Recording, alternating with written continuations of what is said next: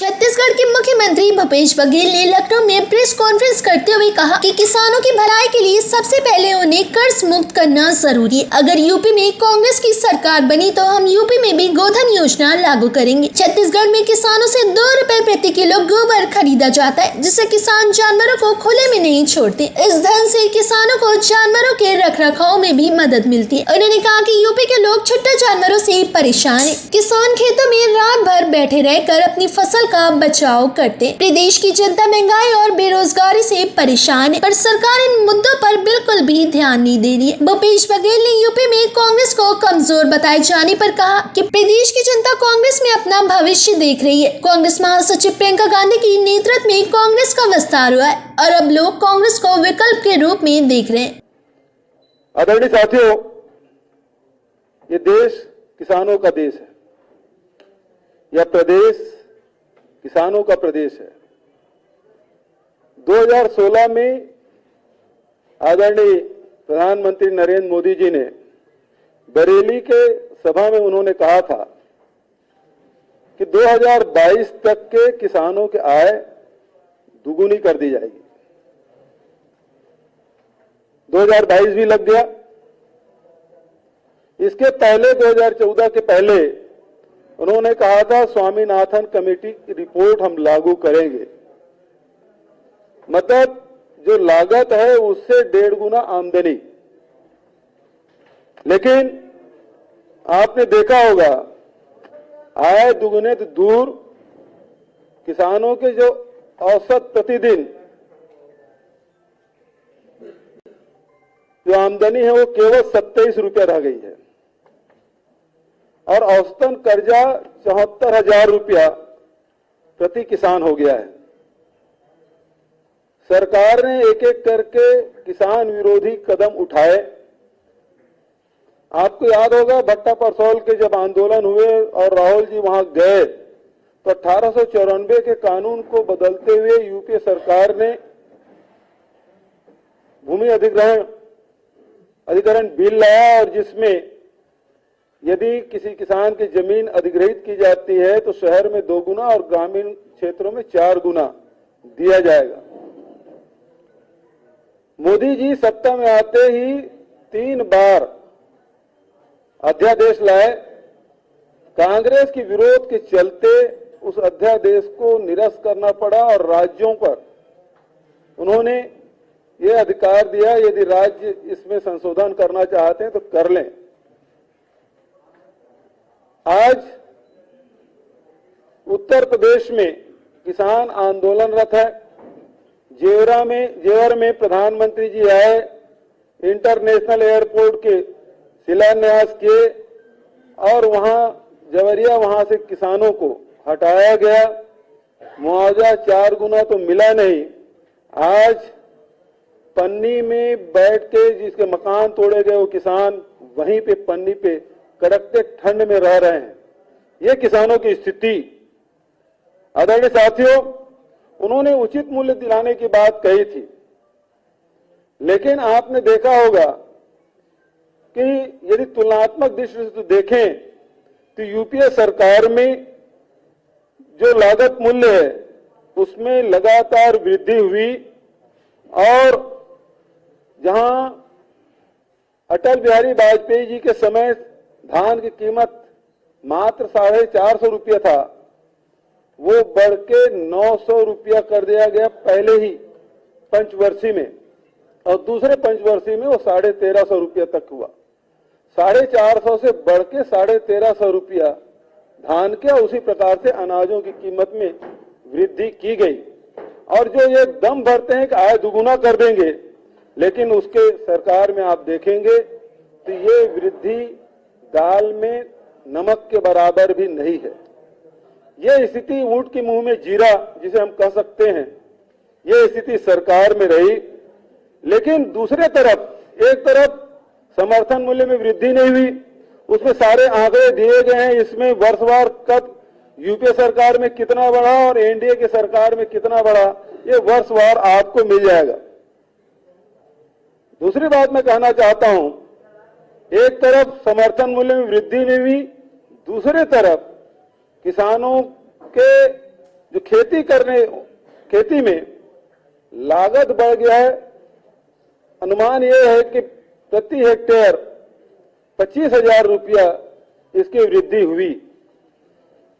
और तो और जिस जीएसटी का ये दम भरते हैं, वन नेशन वन टैक्स, वो कपड़े जूते से लेकर कृषि यंत्रों पर, आज तक के कृषि यंत्रों पर कभी टैक्स नहीं लगा था। ट्रैक्टर में भी 18% टैक्स लगाया गया। उसी प्रकार से कृषि यंत्रों पर टैक्स लगाया गया। रासायनिक जो दवाइयां हैं उस पर भी टैक्स लगाया गया। पहली बार इस देश में किसानों पर टैक्स लादा गया। और वहीं तक कि नहीं, बल्कि जो डीजल और पेट्रोल के भाव लगातार जो बढ़ रहे हैं, उसका प्रभाव निश्चित रूप से कृषि उत्पाद पे पड़ रहा है। उससे इंकार नहीं किया जा सकता। किसान खेत की जुताई से लेकर फसल के कटाई और ढुलाई तक, अमिजाई तक के आप हिसाब लगाएंगे तो डीजल बहुत ज्यादा लग रहा है और उसके हिसाब से जो कीमत में वृद्धि हुई है उसका लाभ, उसका नुकसान किसानों को उठाना पड़ रहा है। और यही कारण है कि उत्पादन लागत ज्यादा हो रहा है और आय में वृद्धि में कमी आई है। तो फिर भारतीय जनता पार्टी या केंद्र की सरकार ये कैसे दम भरती है कि 2022 तक के उसके आय में दुगुनी कर देंगे। आदरणीय साथियों, मैं यह भी कहना चाहता हूं, एनएसएसओ की रिपोर्ट बताती है किसान लगातार मजदूरी करने के लिए मजबूर हुए हैं। खेती से उन्हें आय हो रही है, वो मजदूरी से मिलने वाले आय से भी कम है। दूसरी तरफ आज उत्तर प्रदेश समेत बहुत सारे राज्य हैं जहां छुट्टे जानवरों से परेशानी हो रही है। उत्तर प्रदेश में गाय के नाम से खूब राजनीति हुई। बहुत सारे प्रदेशों में गाय के नाम से राजनीति हुई। लोग मवेशी रखना बंद कर दिए। मवेशियों के क्रय विक्रय में भी अब लोग मवेशी बाजार में जाना बंद कर दिए, मवेशी बाजार लगना बंद हो गया। और ऐसी स्थिति में जानवर खुले में घूम रहे हैं और जिसका खामियाजा किसानों को उठाना पड़ रहा है। उत्तर प्रदेश के किसान या तो फेंसिंग कर रहे हैं या रत जगह करके अपने फसल को रखवाली कर रहे हैं और इसके कारण से भी कृषि लागत में जबरदस्त वृद्धि हुई है और फसल बचाने में किसान अब नाकाम होते जा रहे हैं। उसका सीधा असर उत्पादन पे पड़ रहा है। और आज देख रहे हैं कि गौशाला खोल के सरकारी अनुदान देने के कारण से हम देखते हैं कि गौशाला में तो गायें मर रही है, दुबली होती जा रही हैं, लेकिन गौशाला चलाने वाले मोटे जरूर होते जा रहे हैं। उनके स्वास्थ्य में सुधार जरूर हो रहा है। आदरणीय साथियों, मैं यही कहना चाहता हूं कि आज किसान पूरे देश में आंदोलन कर रहे हैं कि एमएसपी में उनके अनाज खरीदे जाएं, चाहे वो गेहूं हो, चाहे वो धान हो, चाहे चना हो, चाहे तुअर हो, कोई भी प्रकार के फसल आज ये समर्थन मूल्य में खरीदी कहीं नहीं हो रही है, बाजार में भी नहीं हो रहा है, ना सरकार कर रही। एक दौर था जब इस देश में देश की जनसंख्या कम थी, उसके बावजूद भी कृषि उत्पादन उससे भी अधिक कम था और इस कारण से अनाज की भारी कमी हुई। और उस समय 70 के दशक में इंदिरा जी ने आह्वान किया था किसानों से और हरित क्रांति अभियान उन्होंने चलाया। तो इंदिरा जी और देश के किसानों ने मिलकर अनाज के मामले में देश को आत्मनिर्भर किया और ये अन्नदाता इतना मेहनत किए कि आज 130-135 करोड़ की जनसंख्या वाले देश में यदि 3 साल भी सूखा पड़ जाए तो 3 साल के लिए देश में अनाज पर्याप्त मात्रा में है। ये अन्नदाताओं ने कर दिखाया और उस समय समर्थन मूल्य से ज्यादा बिकता था और यदि कम बिकता था तो भारत सरकार समर्थन मूल्य में खरीदी की व्यवस्था करती रही। आज स्थिति यह है कि उत्पादन, नए टेक्नोलॉजी है, हमारे वैज्ञानिकों ने नए नए बीज आविष्कार किए और उसका परिणाम ये हुआ कि उत्पादन लगातार उसमें वृद्धि हुई। लेकिन आज भारत सरकार हाथ खड़ा कर दी। 14 महीने आंदोलन करने के बाद भी किसानों को एमएसपी की गारंटी नहीं दी जा रही है। ये दुर्भाग्य इस देश के अन्नदाताओं का, ये दुर्भाग्य इस देश का कि अन्नदाताओं के मेहनत का सम्मान ये सरकार नहीं कर पा रही है। इस सरकार को आज एक समय था जब अनाज की कमी थी, उस चुनौती को भारत सरकार ने स्वीकार किया, अन्नदाताओं ने स्वीकार किया।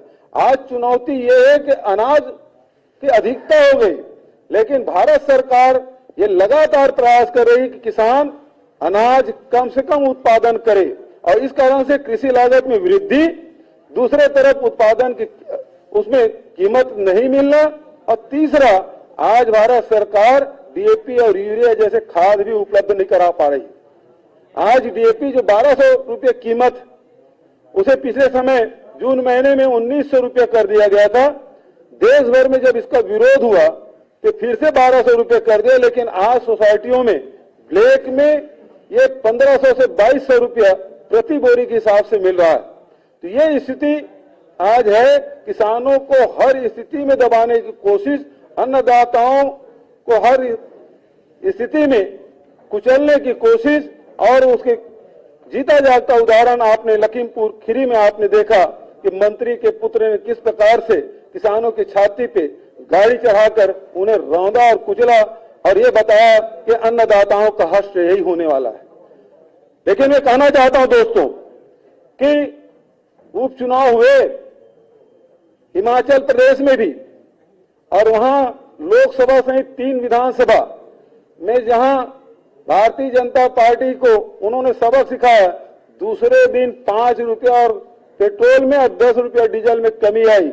इसका अर्थ यही है कि आपको महंगाई से निजात पाना है, आपको यदि किसान के अन्नदाताओं के फसल का लाभ दिलाना है, तो निश्चित रूप से इस सरकार को अपदस्थ करना होगा। और ये इन सवालों के उत्तर उत्तर प्रदेश के किसान जरूर देंगे, ऐसा मैं विश्वास करता हूं।